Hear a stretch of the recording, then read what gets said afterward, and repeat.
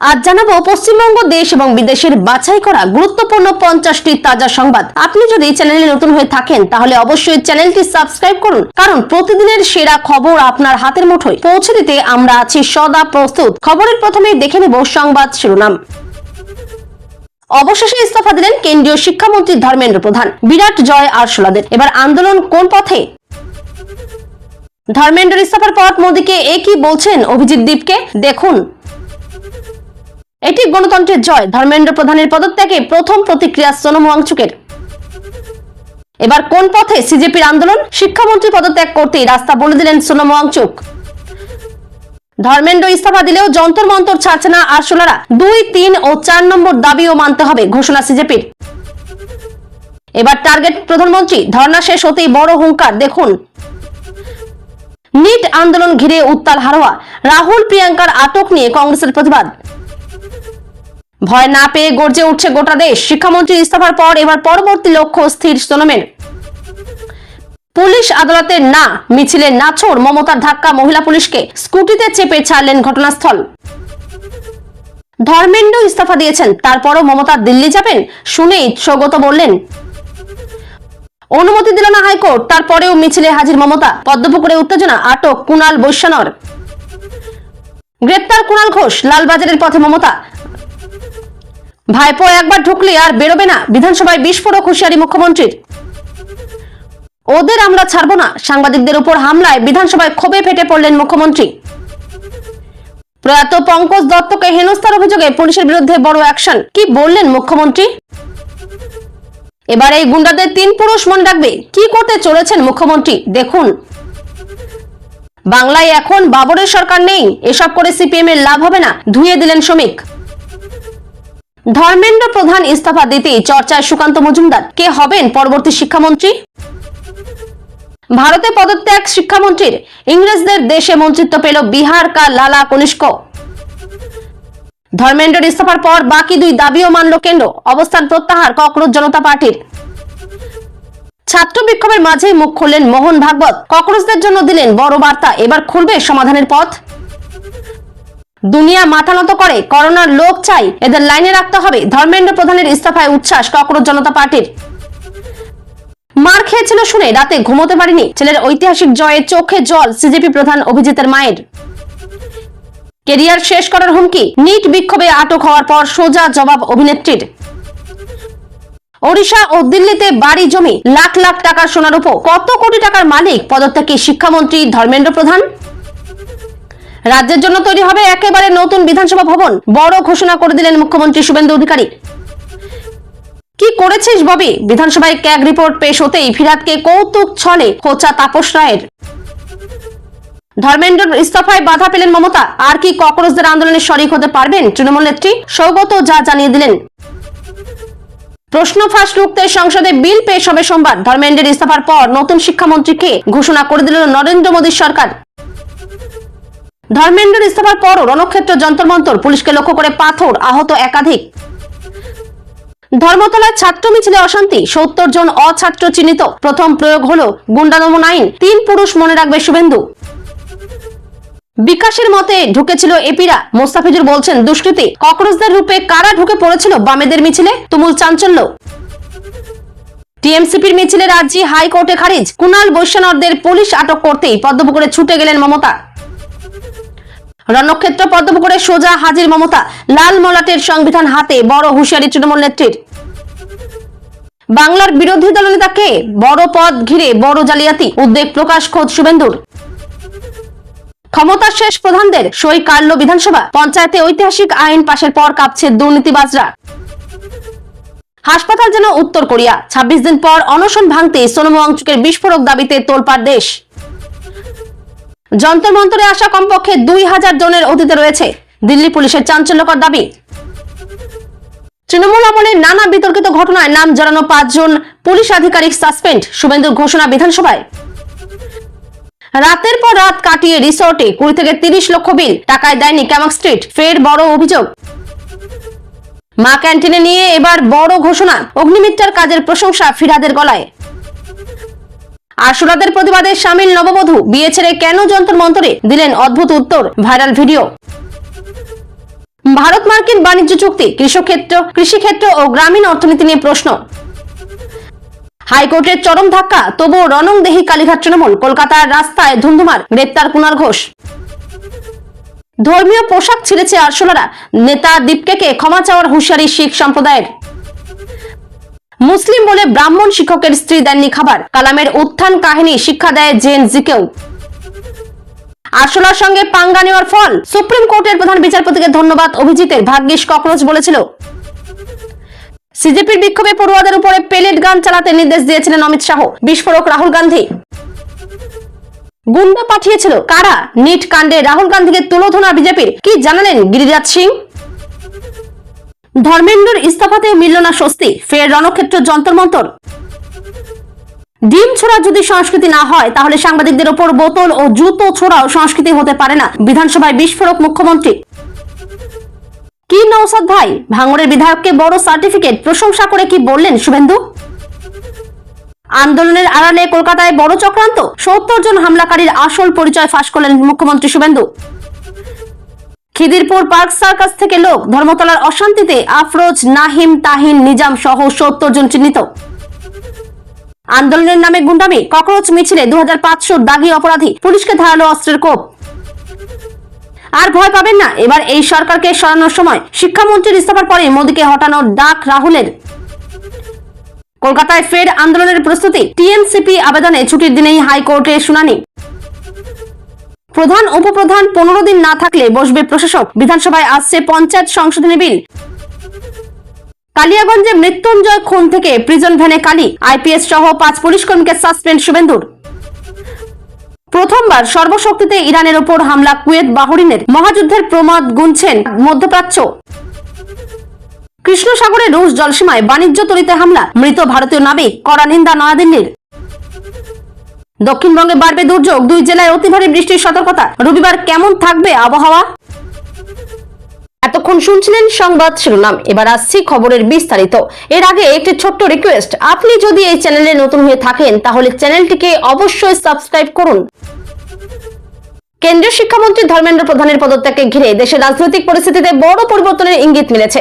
দীর্ঘদিন ধরে পরীক্ষায় অনিয়ম, প্রশ্ন ফাঁস, শিক্ষা ব্যবস্থায় স্বচ্ছতার অভাব এবং ছাত্রছাত্রীদের ভবিষ্যৎ নিয়ে উদ্বেগের প্রতিবাদে দিল্লির যন্তর মন্তরে টানা আন্দোলন চালিয়ে আসছিলেন হাজার হাজার ছাত্র যুবক। আন্দোলনের অন্যতম প্রধান দাবি ছিল কেন্দ্রীয় শিক্ষামন্ত্রী ধর্মেন্দ্র প্রধানের পদত্যাগ। অবশেষে তার পদত্যাগের খবর প্রকাশ্যে আসতে আন্দোলন স্থলে উচ্ছ্বাসের পরিবেশ তৈরি হয়। বহু আন্দোলনকারী একে একে সাধারণ মানুষের ঐক্যবদ্ধ আন্দোলনের বড় জয় হিসেবে তুলে ধরেন। তবে আন্দোলনের নেতৃত্ব স্পষ্ট জানিয়ে দেয়, শুধুমাত্র একজন মন্ত্রীর পদত্যাগে আন্দোলনের লক্ষ্য পূরণ হয়ে যায়নি। তাদের বক্তব্য, শিক্ষা ব্যবস্থার আমূল সংস্কার, প্রশ্ন ফাঁসের নিরপেক্ষ তদন্ত, দোষীদের বিরুদ্ধে কঠোর শাস্তি এবং ক্ষতিগ্রস্ত ছাত্রছাত্রীদের ন্যায় বিচার নিশ্চিত হওয়া না পর্যন্ত আন্দোলনের চেতনা অব্যাহত থাকবে। রাজনৈতিক মহলের একাংশের মতে এই ঘটনায় কেন্দ্রের উপর চাপ আরো বেড়েছে এবং আগামী দিনে শিক্ষানীতি ও প্রশাসনিক জবাবদিহি নিয়ে নতুন রাজনৈতিক বিতর্ক শুরু হতে পারে। ধর্মেন্দ্র প্রধানের পদত্যাগের পর প্রথম প্রতিক্রিয়ায় সমাজকর্মী ও শিক্ষাবিদ সোনম ওয়াংচুক এই ঘটনাকে গণতন্ত্রের জয় বলে উল্লেখ করেন। তিনি বলেন, কোন আন্দোলন তখনই সফল হয় যখন তা শান্তিপূর্ণ, ধৈর্যশীল এবং সাধারণ মানুষের অংশগ্রহণের মাধ্যমে এগিয়ে যায়। তার মতে দেশের তরুণ প্রজন্ম প্রমাণ করেছে যে অহিংস ও গণতান্ত্রিক আন্দোলনের মাধ্যমেও বড় পরিবর্তন আনা সম্ভব। তিনি আন্দোলনের অংশ নেওয়া ছাত্রছাত্রী, যুব সমাজ এবং সাধারণ নাগরিকদের অভিনন্দন জানিয়ে বলেন, এই সাফল্য শুধু একটি পদত্যাগের মধ্যে সীমাবদ্ধ নয়, এটি গণতান্ত্রিক মূল্যবোধের বিজয়। তবে তিনি একই সঙ্গে সতর্ক করে বলেন, এখনই আন্দোলনের উদ্দেশ্য পূরণ হয়েছে বলে মনে করার সুযোগ নেই। ভবিষ্যতে যাতে পরীক্ষায় অনিয়ম, প্রশ্ন ফাঁস বা প্রশাসনিক গাফিলতির পুনরাবৃত্তি না ঘটে, তার জন্য শিক্ষা ব্যবস্থায় স্থায়ী সংস্কার এবং কার্যকর নীতিমালা প্রয়োজন। তিনি সব পক্ষকে শান্তিপূর্ণভাবে গণতান্ত্রিক প্রক্রিয়ার মাধ্যমে দেশের শিক্ষা ব্যবস্থাকে আরো শক্তিশালী করার আহ্বান জানান। শিক্ষামন্ত্রী ধর্মেন্দ্র প্রধান পদত্যাগ করলেও যন্তর মন্তরের আন্দোলন পুরোপুরি প্রত্যাহার করা হচ্ছে না বলে স্পষ্ট জানিয়েছেন সিজেপি নেতৃত্ব। সংগঠনের পক্ষ থেকে জানানো হয়েছে, তাদের প্রথম এবং অন্যতম বড় দাবি পূরণ হলেও এখনো একাধিক গুরুত্বপূর্ণ দাবি বাকি রয়েছে। আন্দোলনকারীদের বক্তব্য, প্রশ্ন ফাঁসের ঘটনার নিরপেক্ষ তদন্ত, শিক্ষা ব্যবস্থায় ব্যাপক সংস্কার, পরীক্ষায় ক্ষতিগ্রস্ত ছাত্রছাত্রীদের স্বার্থ রক্ষা, আন্দোলনের সময় গ্রেপ্তার হওয়া ব্যক্তিদের বিরুদ্ধে নেওয়া পদক্ষেপ পুনর্বিবেচনা এবং ভবিষ্যতে এমন ঘটনার পুনরাবৃত্তি রোধে কঠোর আইন প্রয়োগ। এইসব দাবি এখনো পূরণ হয়নি। তাই এখনো পূরণ হয়নি, তাই যন্তর মন্তরের অবস্থান কর্মসূচি আপাতত পুরোপুরি শেষ করা হবে না। সংগঠনের নেতারা জানিয়েছেন, কেন্দ্র সরকারের সঙ্গে আলোচনার মাধ্যমে বাকি দাবিগুলির সমাধান না হলে তারা পরবর্তী পর্যায়ের বৃহত্তর কর্মসূচি ঘোষণা করবেন। তাদের দাবি, এই আন্দোলন কোনো ব্যক্তি বিশেষের বিরুদ্ধে নয়, বরং দেশের শিক্ষা ব্যবস্থাকে আরো স্বচ্ছ, জবাবদিহিমূলক এবং ছাত্র বান্ধব করে তোলার লক্ষ্যে এই সংগ্রাম। ধর্মেন্দ্র প্রধানের পদত্যাগের পর আন্দোলনের ভবিষ্যৎ নিয়ে নতুন রাজনৈতিক সমীকরণ তৈরি হয়েছে। আন্দোলনের নেতৃত্ব দিয়ে জানিয়েছে, প্রথম ধাপের দাবি পূরণ হলেও এখন বৃহত্তর লক্ষ্য প্রশাসনিক জবাবদিহি এবং শিক্ষা ব্যবস্থার সংস্কার নিশ্চিত করা। পাশাপাশি তারা ইঙ্গিত দিয়েছেন যে আগামী দিনে দেশের বিভিন্ন গুরুত্বপূর্ণ নীতি এবং প্রশাসনিক সিদ্ধান্ত নিয়েও গণতান্ত্রিক পদ্ধতিতে আন্দোলন চালিয়ে যাওয়া হতে পারে। সংগঠনের নেতারা বলেন, ছাত্র যুবদের ঐক্যই এই আন্দোলনের সবচেয়ে বড় শক্তি এবং সেই ঐক্যকে বজায় রেখেই ভবিষ্যতের কর্মসূচি নির্ধারণ করা হবে। তবে আন্দোলনের পরবর্তী কর্মসূচি কি হবে তা সংগঠনের কেন্দ্রীয় বৈঠকে চূড়ান্ত সিদ্ধান্ত নেওয়ার পর আনুষ্ঠানিকভাবে ঘোষণা করা হবে। রাজনৈতিক পর্যবেক্ষকদের মতে এই আন্দোলনের প্রভাব আগামী দিনের জাতীয় রাজনীতিতেও গুরুত্বপূর্ণ ভূমিকা রাখতে পারে। কলকাতা টিএমসিপির প্রস্তাবিত মিছিলকে কেন্দ্র করে রাজনৈতিক উত্তেজনা চরমে পৌঁছয়। নির্দিষ্ট কর্মসূচির অনুমতি চেয়ে করা আবেদন কলকাতা হাইকোর্টে খারিজ হওয়ার পর পরিস্থিতি নতুন মোড় নেয়। আদালতের নির্দেশ কার্যকর করতে পুলিশ শহরের একাধিক এলাকায় নিরাপত্তা জোরদার করে এবং মিছিলে অংশ নিতে যাওয়া কয়েকজন নেতা কর্মীকে আটক করে। এই ঘটনার খবর ছড়িয়ে পড়তেই তৃণমূলের শীর্ষ নেতৃত্ব ঘটনাস্থলে পৌঁছে পুলিশের ভূমিকার তীব্র সমালোচনা করেন। তাদের অভিযোগ, শান্তিপূর্ণ গণতান্ত্রিক কর্মসূচিতে বাধা দিয়ে বিরোধী কণ্ঠস্বর দমন করার চেষ্টা করা হচ্ছে। অন্যদিকে প্রশাসনের দাবি, আদালতের নির্দেশ মেনেই আইন শৃঙ্খলা বজায় রাখার জন্য প্রয়োজনীয় ব্যবস্থা নেওয়া হয়েছে এবং কোনো ধরনের অপ্রীতিকর পরিস্থিতি এড়াতেই এই পদক্ষেপ। ঘটনাকে কেন্দ্র করে রাজ্যের রাজনৈতিক মহলে নতুন করে বিতর্ক শুরু হয়েছে। সরকার ও বিরোধী উভয় পক্ষই একে অপরের বিরুদ্ধে অভিযোগের পাল্টা অভিযোগ তুলেছে, যার ফলে রাজনৈতিক উত্তেজনা আরো বৃদ্ধি পেয়েছে। কলকাতায় প্রস্তাবিত ছাত্র মিছিলের অনুমতি না দেওয়ায় রাজনৈতিক উত্তেজনা তীব্র আকার ধারণ করে। কলকাতা হাইকোর্ট পরিস্থিতি বিবেচনা করে মিছিলের অনুমতি না দেওয়ার নির্দেশ দেয়। আদালতের পর্যবেক্ষণ ছিল, রাজ্যের বিভিন্ন প্রান্তে চলমান ছাত্র আন্দোলন ও উত্তেজনাপূর্ণ পরিস্থিতির মধ্যে নতুন রাজনৈতিক মিছিলের অনুমতি দিলে আইন শৃঙ্খলার অবনতি ঘটতে পারে। কিন্তু আদালতের নির্দেশের পরেও তৃণমূল ছাত্র পরিষদের একাংশ কর্মসূচি পালনের চেষ্টা করে। পুলিশ আগে থেকেই শহরের গুরুত্বপূর্ণ এলাকায় ব্যারিকেড ও অতিরিক্ত বাহিনী মোতায়েন করেছিল। কর্মসূচি শুরু হতেই পুলিশ বাধা দেয় এবং বিক্ষোভকারীদের সরিয়ে দেওয়ার চেষ্টা করে। পরিস্থিতি উত্তপ্ত হয়ে উঠলে পুলিশ কয়েকজন নেতা কর্মীকে আটক করে। আটক হওয়াদের মধ্যে কুণাল ঘোষও ছিলেন। পরে তাকে সহ আটক ব্যক্তিদের আইনি প্রক্রিয়ার মাধ্যমে জামিনে মুক্তি দেওয়া হয়। এই ঘটনাকে ঘিরে সরকার ও বিরোধী শিবিরের মধ্যে তীব্র রাজনৈতিক চর্চা শুরু হয়েছে। একদিকে তৃণমূলের অভিযোগ, শান্তিপূর্ণ গণতান্ত্রিক কর্মসূচিতে বাধা দেওয়া হয়েছে। অন্যদিকে প্রশাসনের দাবি, আদালতের নির্দেশ কার্যকর করতেই এই পদক্ষেপ নেওয়া হয়েছে। ঘটনাটি নিয়ে রাজ্যের রাজনৈতিক মহলে নতুন বিতর্ক শুরু হয়েছে এবং আগামী দিনে এই ইস্যু আরো বড় রাজনৈতিক সংঘর্ষের কারণ হতে পারে। শিক্ষামন্ত্রী ধর্মেন্দ্র প্রধানের পদত্যাগ এবং সাম্প্রতিক আন্দোলনের পর আন্দোলনের অন্যতম মুখ অভিজিৎ দীপক সুপ্রিম কোর্টের প্রধান বিচারপতির প্রতি কৃতজ্ঞতা প্রকাশ করেন। তার বক্তব্যে তিনি বলেন, বিচার ব্যবস্থার বিভিন্ন পদক্ষেপ এবং আইনি প্রক্রিয়া আন্দোলনের দাবিগুলিকে গুরুত্ব দেওয়ার ক্ষেত্রে গুরুত্বপূর্ণ ভূমিকা পালন করেছে। একই সঙ্গে তিনি দাবি করেন, শুরু থেকে আন্দোলনকারীদের দাবিকে গুরুত্ব দিয়ে দেখা হলে পরিস্থিতি এত দূর গড়াতো না। অভিজিৎ দীপক আরো বলেন, আন্দোলনের লক্ষ্য কখনো কোনো ব্যক্তি বিশেষকে আক্রমণ করা নয়, বরং পরীক্ষায় অনিয়ম, প্রশ্ন ফাঁস এবং ছাত্রছাত্রীদের ভবিষ্যৎ নিয়ে উদ্বেগের যথাযথ সমাধান নিশ্চিত করা। তবে এই বিষয়ে বিভিন্ন রাজনৈতিক বক্তব্য ও পাল্টা বক্তব্য সামনে এলেও প্রধান বিচারপতি ব্যক্তিগতভাবে এই ধরনের মন্তব্যের বিষয়ে কোনো প্রকাশ্য প্রতিক্রিয়া জানিয়েছেন। এমন নির্ভরযোগ্য তথ্য এখনো সামনে আসেনি, তাই এই ঘটনাকে ঘিরে যে রাজনৈতিক দাবি করা হচ্ছে তা নিয়ে বিতর্ক অব্যাহত রয়েছে। কেন্দ্রীয় শিক্ষামন্ত্রী ধর্মেন্দ্র প্রধানের পদত্যাগের পরও দিল্লির যন্তর মন্তরের আন্দোলনকে ঘিরে রাজনৈতিক উত্তেজনা থামেনি। বিরোধী নেতা রাহুল গান্ধী অভিযোগ করেন, আন্দোলনের সময় ছাত্র যুবদের ওপর যে বল প্রয়োগ করা হয়েছিল তার জন্য কেন্দ্রীয় স্বরাষ্ট্রমন্ত্রী অমিত শাহ দায়ী। তার দাবি, আন্দোলনকারীদের বিরুদ্ধে পেলেট গান সহ কঠোর ব্যবস্থা নেওয়ার অনুমোদন স্বরাষ্ট্র মন্ত্রকের স্তর থেকে এসেছিল। রাহুল আরো বলেন, শুধু একজন মন্ত্রীর পদত্যাগে বিষয়টি শেষ হয়ে যায় না, আন্দোলনকারীদের ওপর বল প্রয়োগের অভিযোগেরও নিরপেক্ষ তদন্ত হওয়া উচিত। তিনি জানান, এই বিষয়টি সংসদে জোরালোভাবে উত্থাপন করবে বিরোধী শিবির। অন্যদিকে সরকার এখনো এই অভিযোগ অস্বীকার করেছে এবং নিরাপত্তা বাহিনীর পদক্ষেপ আইন মেনেই হয়েছে বলে দাবি করেছে।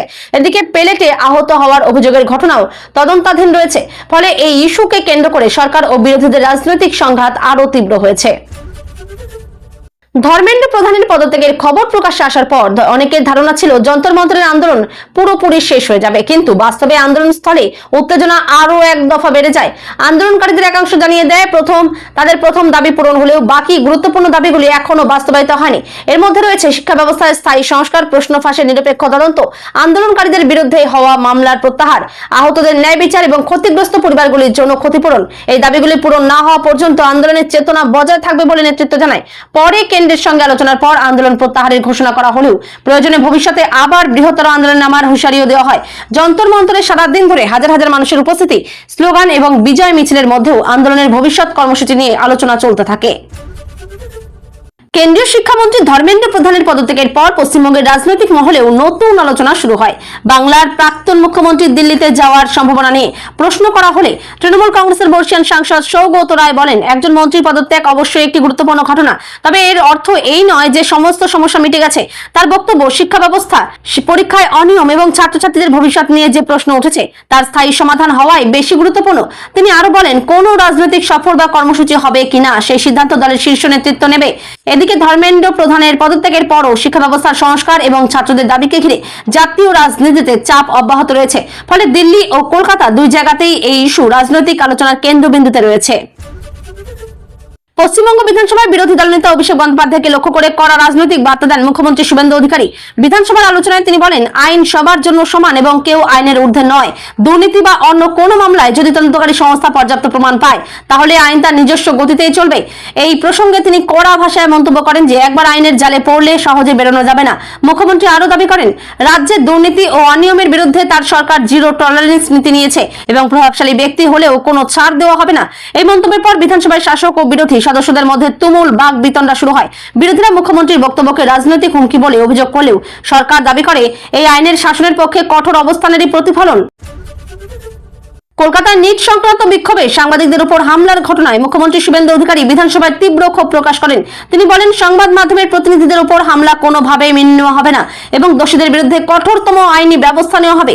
মুখ্যমন্ত্রী জানান, ঘটনায় আহত সাংবাদিকদের চিকিৎসার ব্যবস্থা করা হয়েছে এবং পুলিশকে দ্রুত তদন্ত করে অভিযুক্তদের শনাক্ত করার নির্দেশ দেওয়া হয়েছে। তার দাবি, বিক্ষোভের সুযোগ নিয়ে কিছু দুষ্কৃতী অশান্তি তৈরির চেষ্টা করেছে এবং তাদের বিরুদ্ধে নতুন গুন্ডা আইনের আওতায়ও ব্যবস্থা নেওয়া হতে পারে। তিনি আরো বলেন, গণতন্ত্রের সংবাদ মাধ্যমের স্বাধীনতা অত্যন্ত গুরুত্বপূর্ণ এবং সাংবাদিকদের নিরাপত্তা নিশ্চিত করা সরকারের দায়িত্ব। এই ঘটনার পর রাজ্যের রাজনৈতিক মহলে তীব্র প্রতিক্রিয়া তৈরি হয়েছে এবং বিভিন্ন সাংবাদিক সংগঠনও দ্রুত বিচার দাবি করেছে।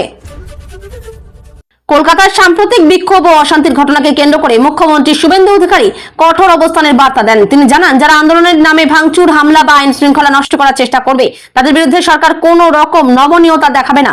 মুখ্যমন্ত্রীর দাবি, শান্তিপূর্ণ প্রতিবাদ গণতান্ত্রিক অধিকার হলেও সহিংসতা বা দুষ্কৃতিমূলক কার্যকলাপ কখনো বরদাস্ত করা হবে না। তিনি পুলিশ প্রশাসনকে আইন অনুযায়ী দ্রুত ব্যবস্থা নেওয়ার নির্দেশ দেন এবং বলেন, অশান্তি ছড়ানোর সঙ্গে যুক্ত প্রত্যেককে আইনের মুখোমুখি হতে হবে। প্রশাসনের পক্ষ থেকে ঘটনার ভিডিও, সিসিটিভি ফুটেজ এবং অন্যান্য প্রমাণ সংগ্রহ করে অভিযুক্তদের চিহ্নিত করার কাজ চলছে বলেও জানানো হয়েছে।